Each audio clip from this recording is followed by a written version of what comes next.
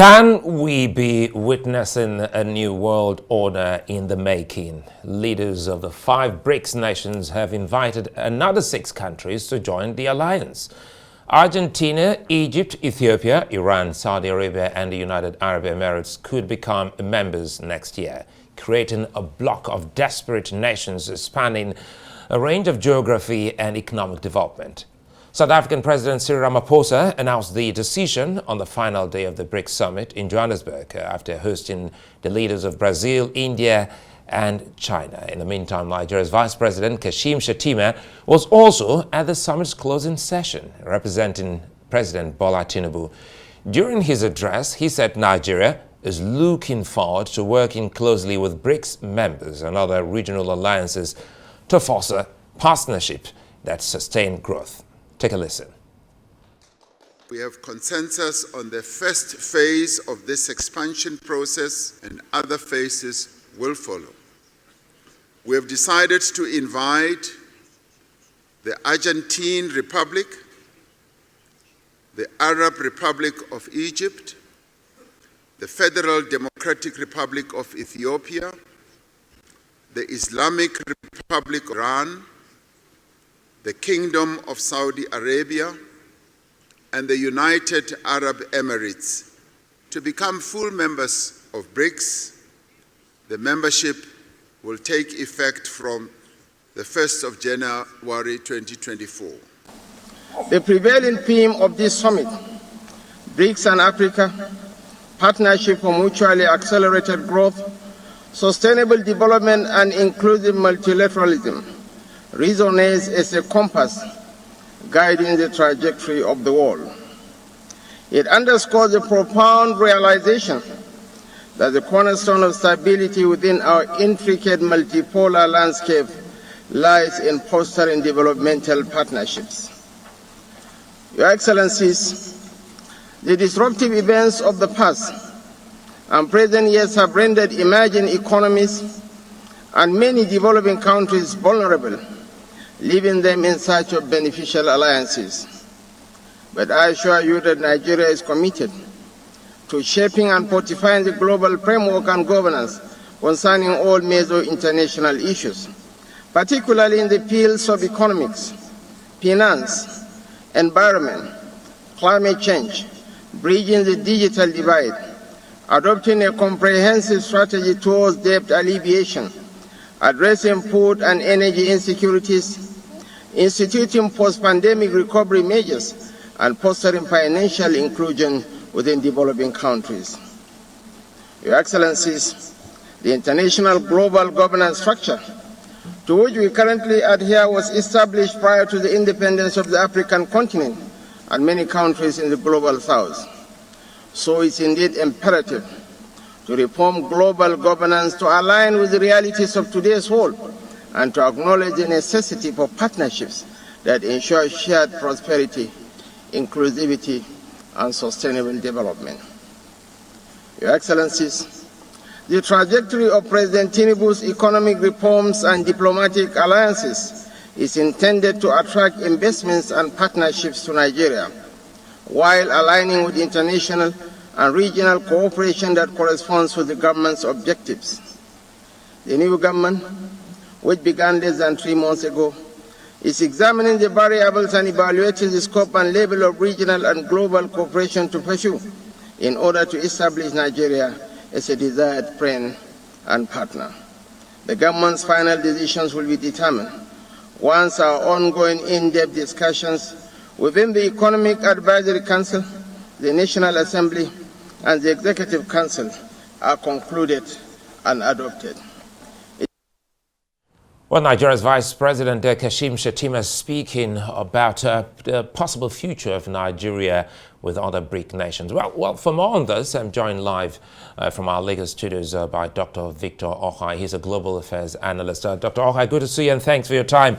It's almost 139 years since we saw the partitioning of Africa by Europe. Remember the Berlin Conference, which pitched Nigeria towards the West. 63 years, Nigeria has partnered with the West.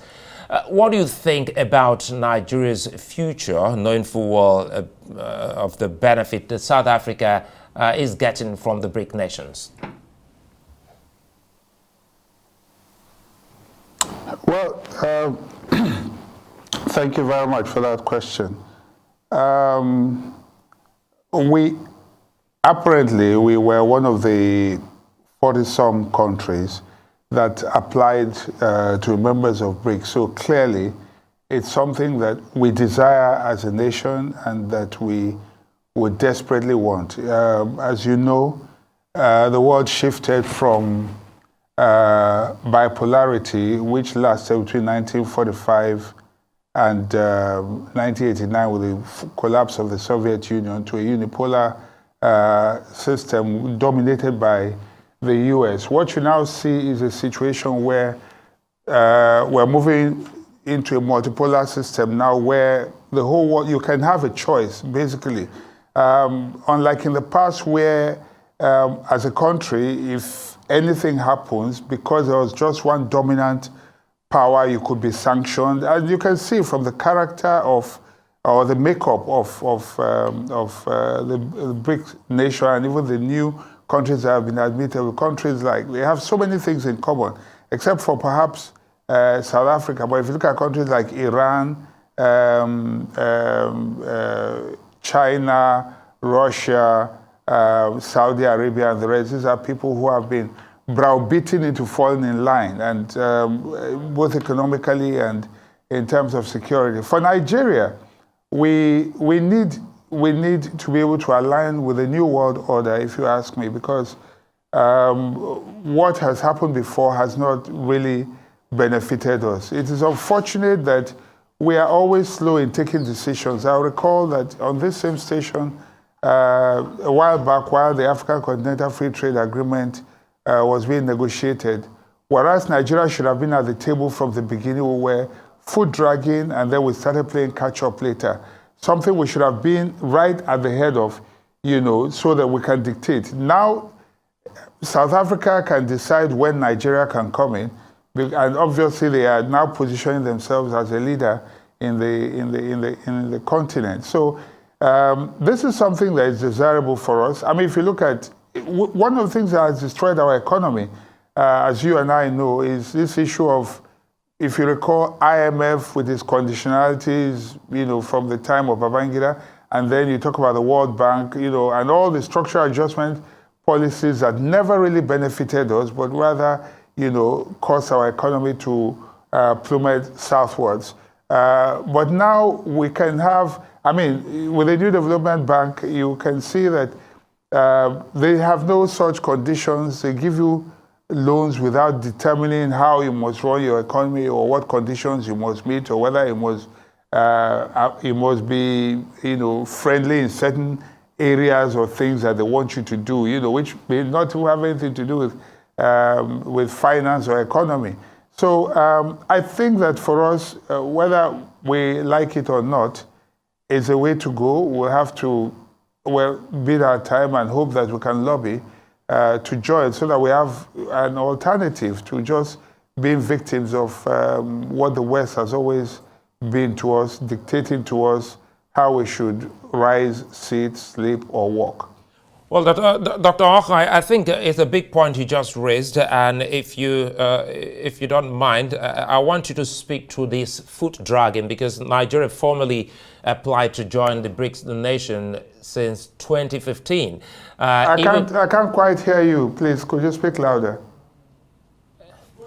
Well, I'm quite sure that there must be some issue with your listening device. I hope you can hear us now, if you can. No, I can hear, but I can't hear you clearly. Please come again. Well, Nigeria officially applied for membership of BRIC Nation in 2015, and that's also coming on the back of the AFDB. Speaking of the trade between BRICS and Africa, which rose to as much as $340 billion in 2012. Help us make sense of the future that this will help us form, especially knowing that one of the key benefits is winning off the dollar. Okay, that's that's a very good question. As you know, we had attempted in the recent past to see how we could begin to toy with the idea of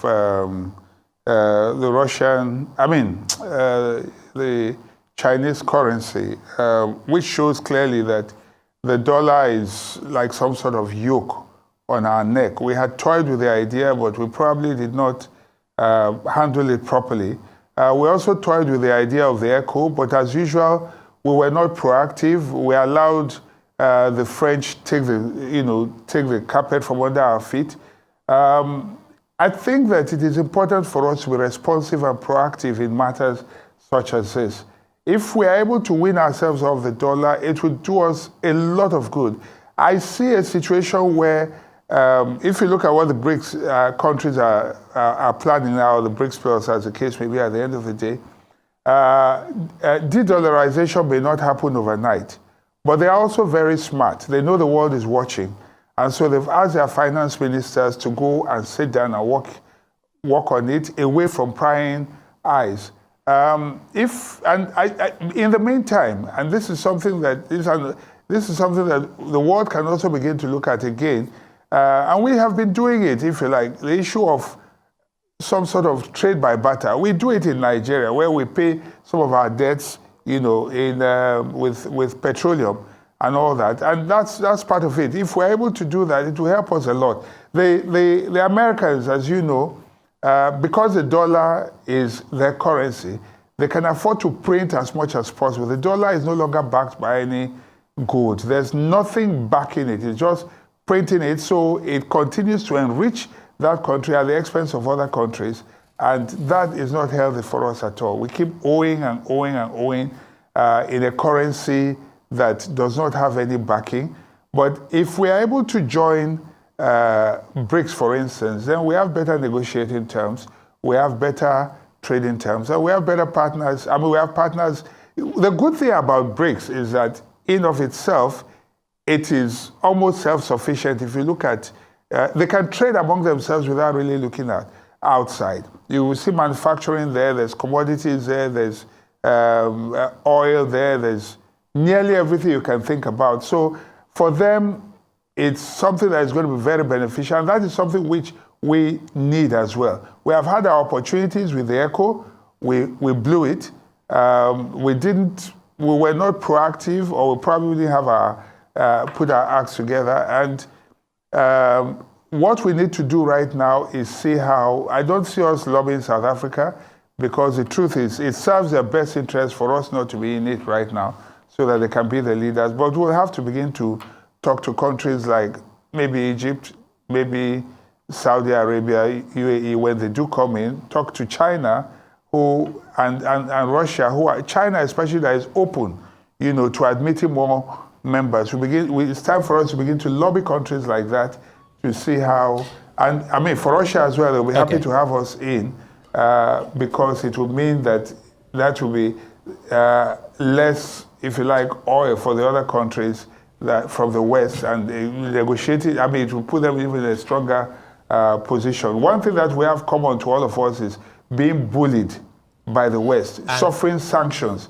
by the West at the least, not even provocation, at the least excuse. Enough of that tyranny, and if we are able to align properly with this new bloc, then I think we would be on to better things. Well, I want you to expatiate more on that, because that's the fear of smaller countries being, the repercussion of being bullied by the West. But again, looking at Nigeria as the most populous black nation on earth, do you think Nigeria has the capacity to suppress such bullying from the West in joining the BRICS? In that alliance, we can withstand the bullying. Outside that alliance, we stand no chance.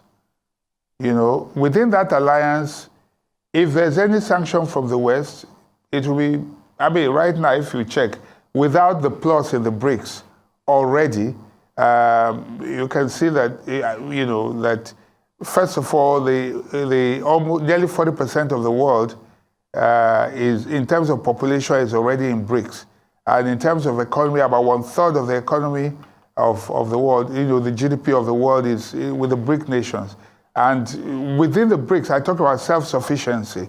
That is one alliance that can make us withstand whatever it is that the West will bring on us. And don't forget, the West depends on us. If we can be independent, if we can be truly independent of them with our resources, with this new alliance, they would be the ones to need us more than we would need them.